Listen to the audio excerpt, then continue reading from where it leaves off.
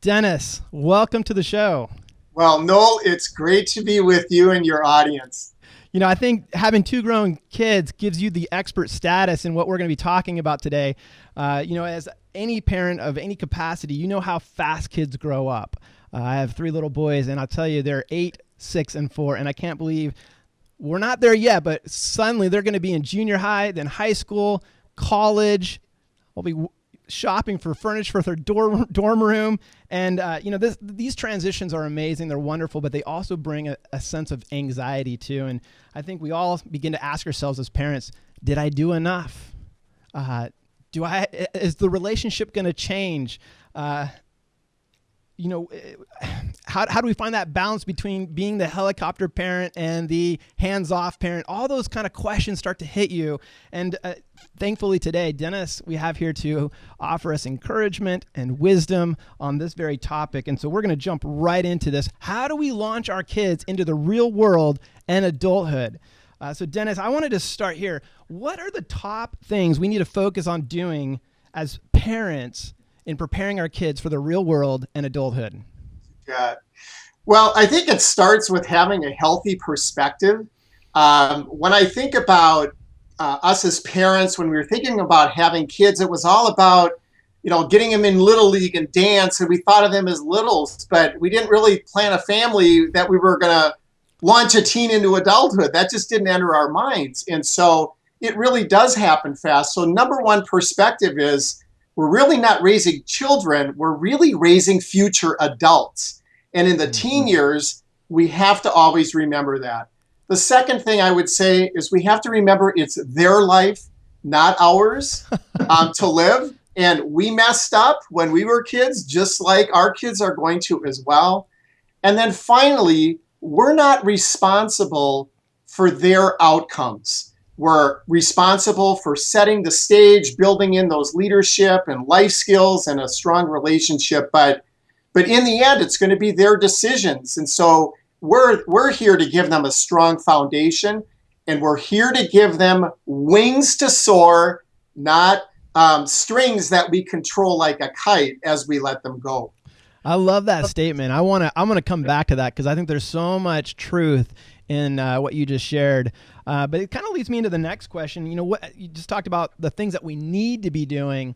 What are the things that we shouldn't be doing? I mean, I think a lot of us, we want to camp out in the, what do I need to be doing, differently? But I think there's also that aspect of, what are things we need to just cut out as parents? You bet.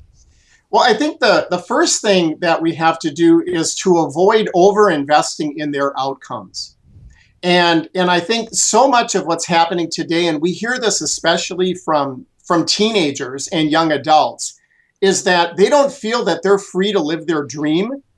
They feel like they're being controlled, whether it's, the performance parenting approach where everything is about their child's performance as opposed to building in, great character qualities, decision-making skills, and things like that.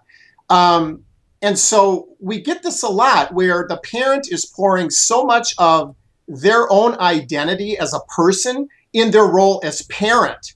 And they're just controlling these kids like you can't believe. And so whether it's the hovering, smothering helicopter parent or the performance parent, the kids are not being raised in many cases to be self-confident, independent decision makers. And so we have to really guard against that. What are some, I think that's so true, the performance-driven parent versus the helicopter smothering. What would be some really practical tips, ways that, someone as a parent who is looking at our kids as in the teen years, what are some things that we can be doing on a day-to-day basis that you would give suggestion to? Sure. Well, first of all, for the person who tends to be a performance parent, and I have to say, you know me well enough, I'm a driver. I'm an achiever, so my standards are very, very high. And I have to be really careful not to turn our kids into me. They are unique, their personalities are unique, they're different. And so I have to know my kids. We have to be a student of our kids and being able to analyze what their uniqueness is, what their dreams are, and to work with that, to be a coach, not a director. And it's a big, big difference.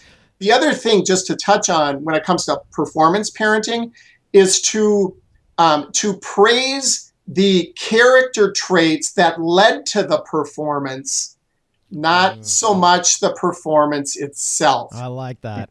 Huge. Can you say that again? That is huge. Not to focus so much on praising the performance or the outcome, but to praise the character qualities that led to that performance outcome, because that is going to have such a broader applicability in their life. And the kids won't know that, their only existence is to please their performance for, bragging rights or whatever. And it's huge advice. Yeah. Tell me about that, becoming a learner of your child, or a student, I think, as you put it, of your child. I mean, you have 2 grown kids. What did that look like in your home as they were growing up? What were some things how did you come about that? Was it investing in their personality or taking personality tests? What does that look like? Sure. Well, it was a number of things. First of all, my wife and I are both very analytical, and our firstborn is a creative. So we quickly realized that he wasn't a combination of his mom and dad. He was very unique.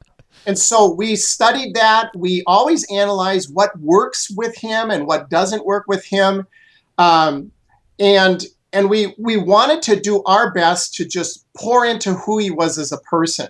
Now, in Parenting for the Launch, our latest book, we devote a chapter to personality analysis. And we use the DISC profiling system, which you can get for free at 123test.com. Mm-hmm. It is a fabulous tool for the family because it helps us understand the different profile characteristics of our personalities. And so if you're an analytic and you're working with a creative, sparks are going to fly, right? Yeah. So the more we understand each other, the more we can identify when do they open up the most, where, what environments are they the most open to sharing. You got to kind of analyze what works best with your kids, and it'll be different kid to kid. Yeah, I changed a little bit of topic. In your book, you talk about the outside influences on our teens. And as a parent, I think we're seeing that all the time, whether it's celebrities, media, the friends, even teachers, professors. There's so much influence.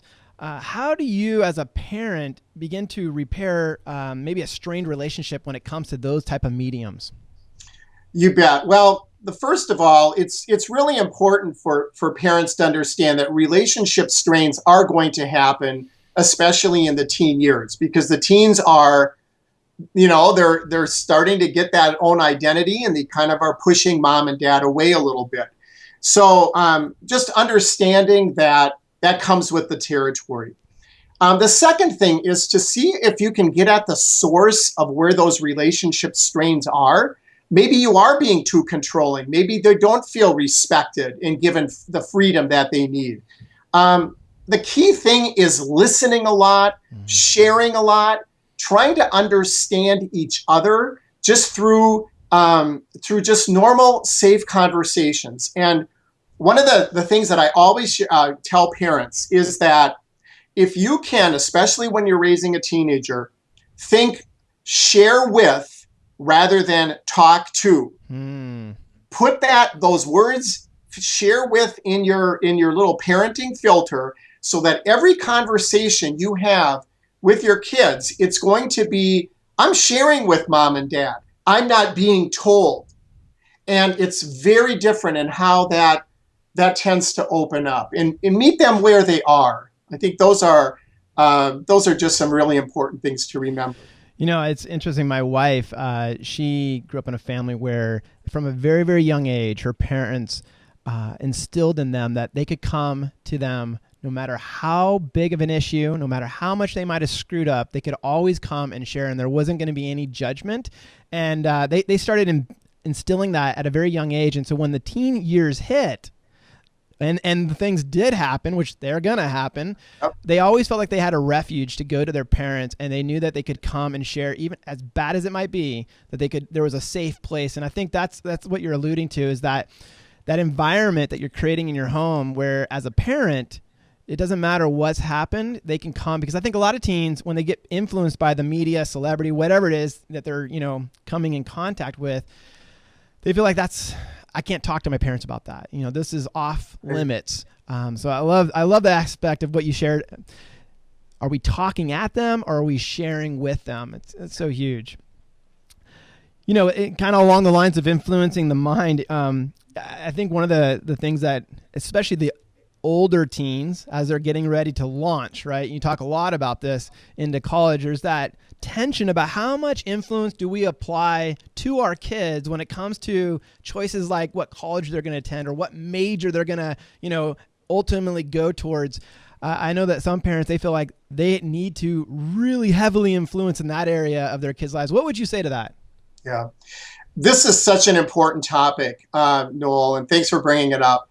I would say you want to give them as much decision-making responsibility as possible. Now, a decision like college and where to go and what to major in, I mean, obviously, especially where to go, the parents have a stake in that because, they're probably, partly involved in funding that. Right. So they deserve that right. But the college search process can be one of the most valuable experiences you can have with your kids. And if I would give myself an A as a dad in anything I've ever done, it's how we handled the college decision. Because we had the kids, we worked together on searching through the colleges that we wanted to go and visit. We visited, we had great conversations. We talked about, what are the most important things you're looking for in a college and things like that. And then we did our evaluations after. And in the end, for both of our kids, it came down to two choices. And we let them make the final decision. Wow. But it was with a lot of discussion and perspective of, where we saw them fitting the best and what did they think. And ultimately, they made great choices. So as much decision-making responsibility as possible, but within the context that, we're mom and dad too. And so we have a voice in this. Yeah, because I think some of this stems from a place of, do you trust me, mom and dad? Like, yes, it's like, I'm about to launch. Do you trust me to make those wise decisions? And as big as college is, it's really, it's one step. There's going to be a lot more steps like who they marry, which we all know how big of a step that is. But let me just share one thing that's really interesting. During the college selection process, I often hear stories from moms and dads, but especially moms, where there's an identity issue with, letting go of your kids if you were the chief nurturer. And that is they want their kids to go to the closest college because then they can still stay in touch with them or they can visit them every day, or maybe they'll even stay at home and go to the really local. And it's like, no, you can't do that because you're indirectly giving your kids almost a guilt trip if they really feel they're meant to go to another state. And this is happening more often than you may think. So giving them wings, not strings. Right. I love that line. Such a good one. Let's talk about this. This is a whole other this is a huge topic. This is, I think for a lot of teen parents, they struggle with the decisions that their child makes with regards to relationships. And whether that's in an intimate relationship or just the friends that they're hanging out with. What type of advice would you give parents for that specific topic? I mean, I know some, it's the picture of the dad with the double barrel shotgun, and that's his response to the dating years. I want to hear it from you. I think we need some expert counsel on this one. Oh, this is a fun one. I would say here again, perspectives. One of the things that our kids need to know is that their world will not end and their identity is not a failure if they are not in a relationship. And so much pressure happens, especially in the high school years, peer pressure about, like you're there must be something wrong with you if you don't have a date to the prom and things like that. So we got to quickly disabuse them of that. The other thing that I would say is we need to help them understand the difference between love and lust. And most young people at that age, they're really thinking lust more than love. And so in our first book, What I Wish I Knew at 18, we have a pointer on knowing the difference between love and lust, because if you don't have that understood, nothing is going to work well. And then finally, I would just say also in our book, we talk about having our kids take a 3D approach to dating, where the first one is to be discriminating. And that means you only date people that share your interests, but most importantly, share your values. So be picky and choosy. Number two, to be discerning, because there's, especially for our young girls, there are a lot of situations they can get themselves in. And we want them to be very discerning about what each person is looking for and the pace of that relationship. And then finally, to be deliberate, because if it's meant to be a long-term marriage, it's meant for us to take the time to really get to know each other and all of our warts, our compatibility, before we know that that marriage is going to be a forever one. I love it. The 3Ds. That makes it 3Ds. really, really simple. Along the lines of this, what about the parent who's launched the child? Like they're past the getting ready to launch. They've already launched, and unfortunately, with that launch came some bad decisions by the teen. And I've talked to them. And just seeing the ownership for my kid screwed up under my watch, and I'm responsible for that, is a tough one to see happen. And what in words of encouragement would you offer to someone that's in that stage? You bet. Well, I think number one, again, is we can't feel overly responsible for our kids' outcomes and decisions.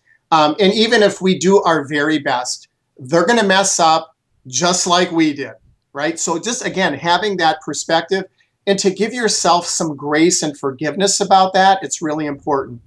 But one of the things that we think is a very helpful for parents where their kids are making some poor choices is to see if there is some root cause behind that.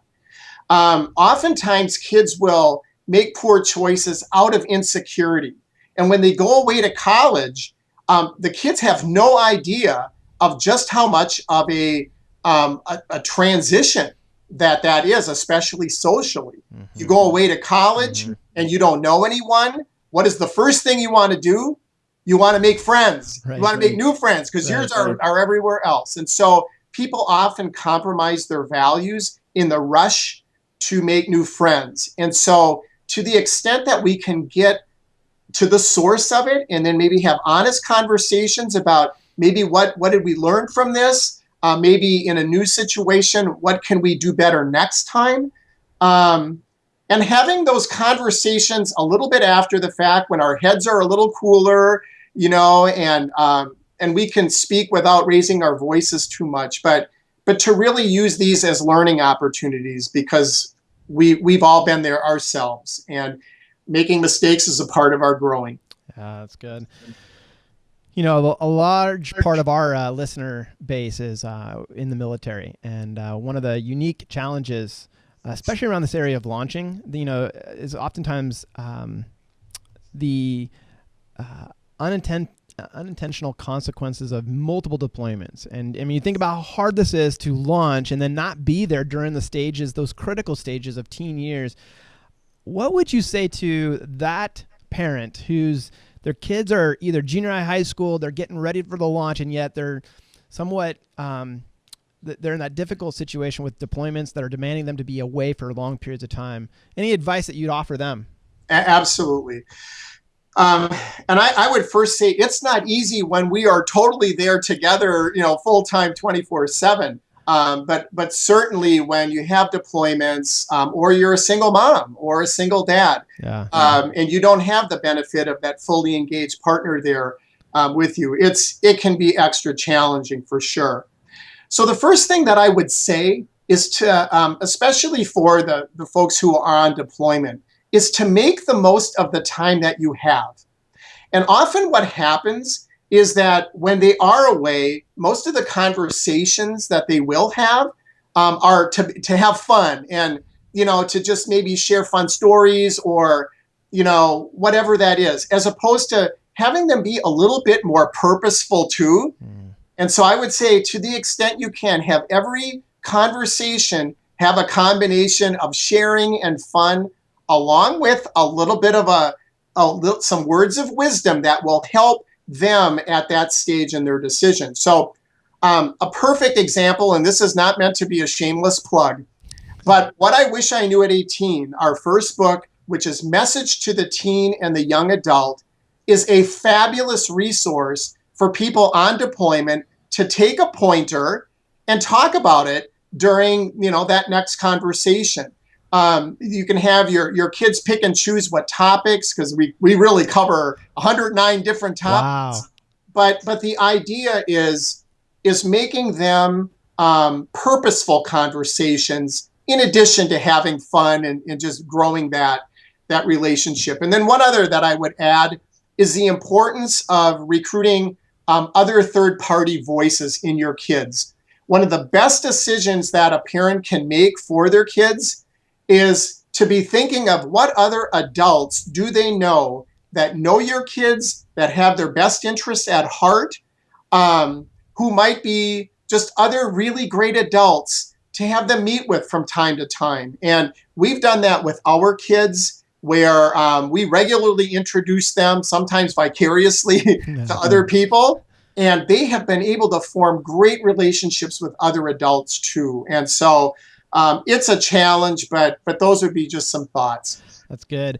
You brought it up, What I Wish I Knew at 18, some pointers. What would be your top 3 out of the 109 that you've written on? What would be your top 3 that you would say, man, these are the holy grail of questions that need to be asked with your between a parent and a child?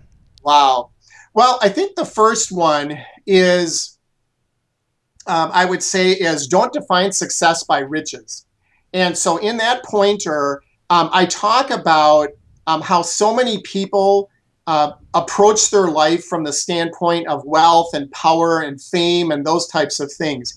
And if our kids have that kind of a definition of success in life, it's not going to go well, because it's such an inadequate part of life. And so in that particular pointer, we talk about a quote from a lady in 1905 who wrote the best definition of success I've ever heard. Her name was Bessie Stanley.